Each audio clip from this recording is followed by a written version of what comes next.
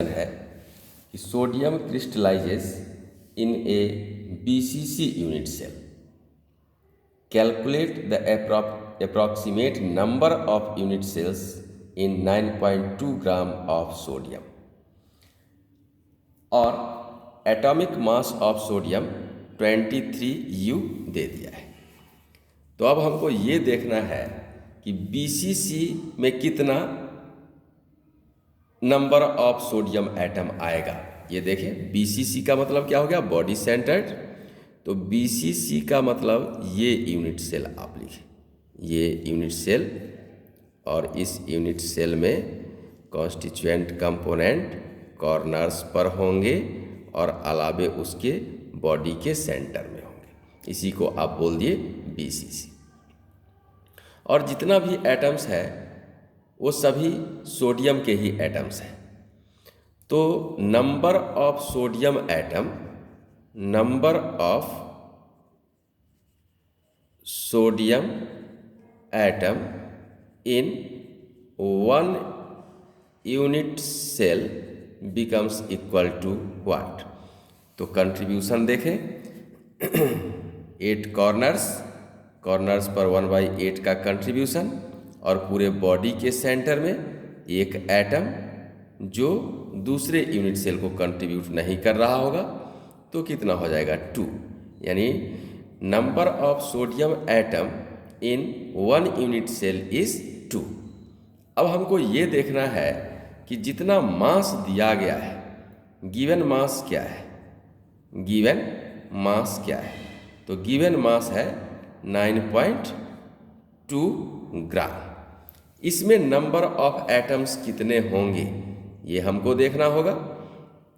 Number of atoms कितने होंगे, तो हम लोग को पता है कि number of moles of sodium atom is equal to number of moles of sodium atom.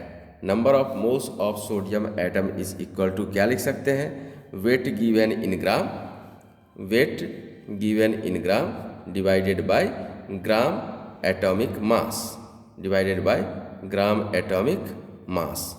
तो वेट गिवन इन ग्राम कितना है, तो दे दिया गया 9.2,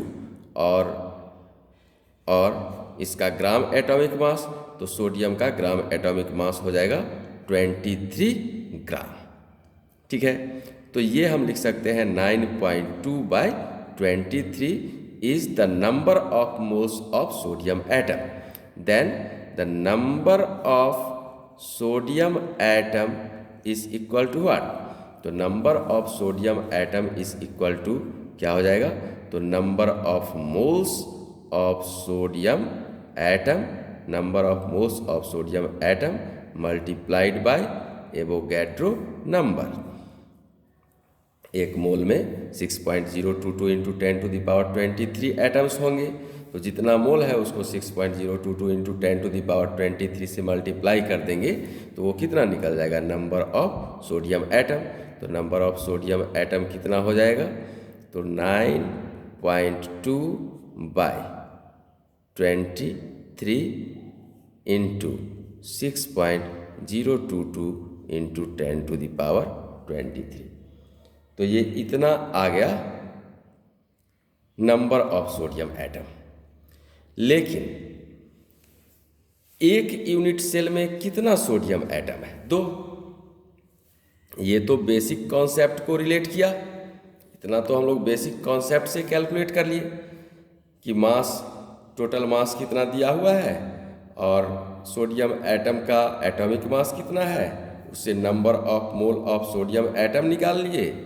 और जब number of mole of sodium atom निकल जाएगा उसको एवोगैड्रो नंबर से मल्टीप्लाई कर नंबर ऑफ सोडियम एटम निकाल लिए। तो ये total number of sodium atom निकल गया।